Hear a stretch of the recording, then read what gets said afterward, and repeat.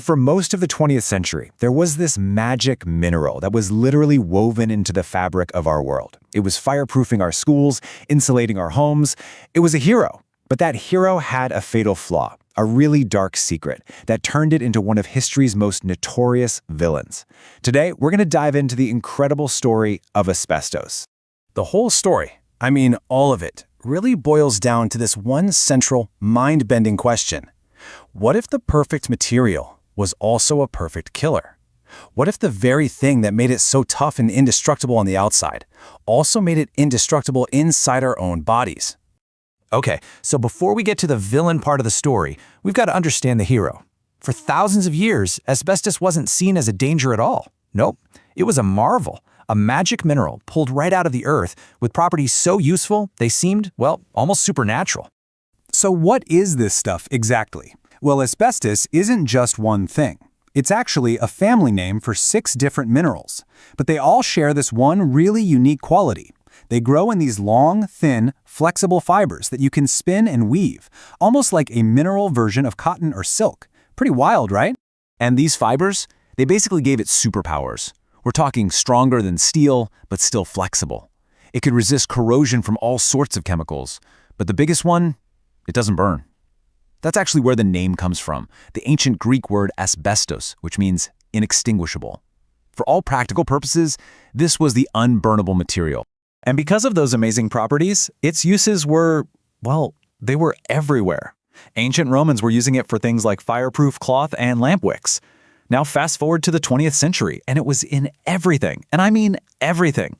Insulation, brake pads, roofing, floor tiles, even the fireproofing for giant skyscrapers. It was the invisible shield of the modern world. But here's where the science gets really specific, and honestly, this is the most important part of the whole story. That family of 6 minerals I mentioned, it's actually split into 2 very different groups, and understanding this difference is, well, it's the key to everything. Okay, so first up you've got the serpentine group. This is basically just one type, chrysotile, what most people call white asbestos. Just look at its structure. It's made of long, curly, flexible fibers. Super easy to work with. But then you have the amphiboline group, and their fibers couldn't be more different. They're straight, stiff, and sharp, like tiny, microscopic needles. So which one did we use? It wasn't even close. A staggering 95% of all the asbestos ever used was chrysotile, the curly kind. The sharper, needle-like amphiboles, they were just a tiny fraction of the market. But as we're about to see, their danger was off the charts, and the risk from both types turned out to be very, very real. And here it is. This is the major turning point in our story. The magic mineral had a fatal flaw, a dark side that took decades to come into focus, turning this industrial hero into a completely unseen killer. Remember all those magic properties we just talked about? That incredible strength, the resistance to heat, that sheer indestructibility? Well, it turns out that indestructibility was a double-edged sword. Because when those tiny microscopic fibers get inhaled, they lodge themselves deep in your lungs, and our bodies have absolutely no way to break them down or get rid of them. They are indestructible inside of us. They just stay there forever. Over decades, that constant irritation leads to a trio of devastating diseases. First, there's asbestosis, which is a severe scarring of the lungs that makes it incredibly hard to breathe. It also dramatically increases the risk of lung cancer. And then there's the most sinister one of all, mesothelioma. It's a rare and incredibly deadly cancer of the lung lining that's almost exclusively caused by asbestos. And the scariest part? These diseases can take 20 to 50 years to show up after you've been exposed. Let's be perfectly clear here. There is no scientific debate on this. The world's leading cancer research agency is definitive. All forms of asbestos, that's both the curly kind and the needle-like kind, are carcinogenic to humans. And there is no safe level of exposure. Period. End of story. So once the science became just undeniable, you'd think the world would react immediately, right? Well, the journey from peak production to public protection was a slow and really difficult one. It was a reckoning that took nearly a century. Just look at the lag time here. The industrial boom kicks off in the late 1800s. The first reports of disease start popping up just a few decades later. But it takes until the 1970s for the first major bans to even appear in the US, and all the way to 2005 for a complete ban across the European Union. So why the massive delay?